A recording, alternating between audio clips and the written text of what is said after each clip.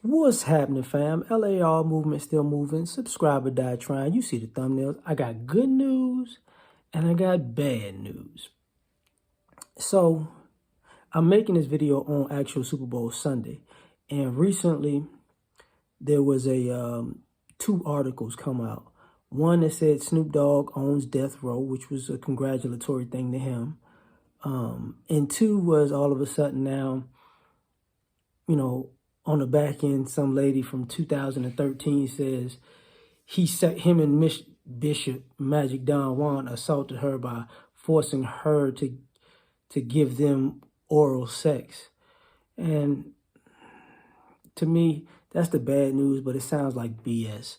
But I'm going to add to this because here's the thing. For all you black men in particular, since Me Too is going on, and because I did a video not too long ago about Caleb Williams, the quarterback from the University of Oklahoma that transferred to USC, and how sorority girls decided to put him on blast after he transferred and said he has a foot fetish. But that's pretty much all they got on him, if that's even true. But here's the thing. It seems to me that it would behoove you brothers who are successful in life to keep it to yourself. Even if you're famous, keep it to yourself. Nobody needs to know what accomplishment you have created, because the thing about it is a lot of y'all are trying to do it because it's a good gesture to say, look, man, you can go from where I started to where I am now. It's possible for you just like it was possible for me. It's great inspiration. Got nothing wrong with that. Actually salute all of that. But it seems like every time a brother does something, there's some ridiculous, unnecessary, unwarranted, and usually a fictitious backlash to tear this person down. So what I mean by that is when Robert Smith paid for tuitions of a whole class at college, I want to say that was Morehouse, people at first were elated, excited, and thankful. But then you started getting this, but he married to a white chick. So you got good news, you got bad news. The good news is that was a great deed. The bad news is no good deed goes unpunished. That's what this is. That's what the Bill Cosby thing is about, was about, still is about. But with Snoop Dogg in particular, there was a show he was on, there's a clip of him on $1 Million Worth of Game with Gillian Wallow, where he says, he wrote a bunch, Chronic, Doggy Style, Dog Pound album, a few other things, right?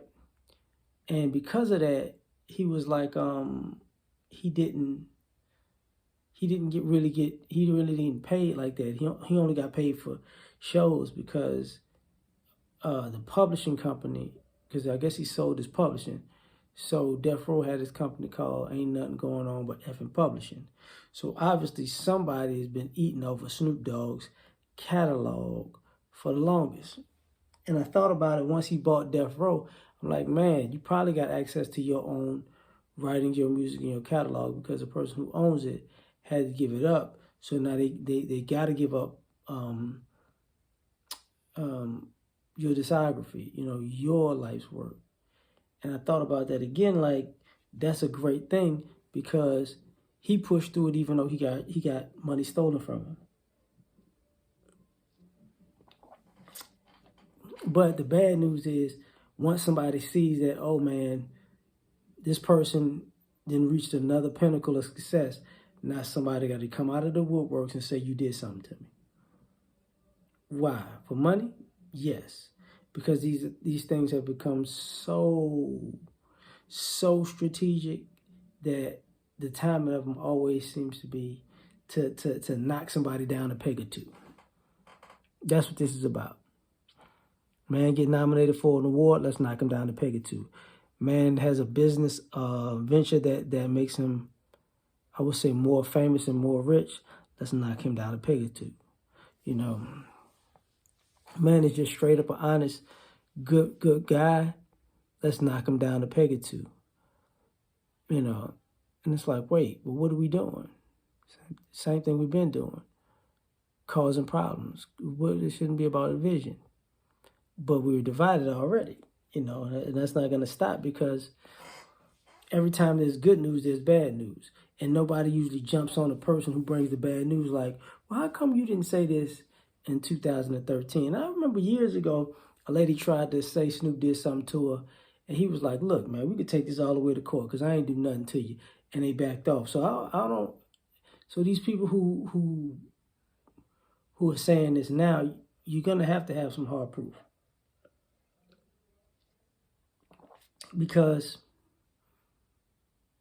when you're taking away people's moment in life and you make an accusation like this, there's usually never a face put behind it. Usually never a name. It's just person and stuff. But now you got to push that envelopes where, it's going to have to, somebody's going to have to show their face and tell their story, and their story kind of is going to come off shoddy because it's BS anyways. So I'm going to leave it at that. You tell me what you think. Like, share, subscribe, or die. Try and catch you on the next one. Peace.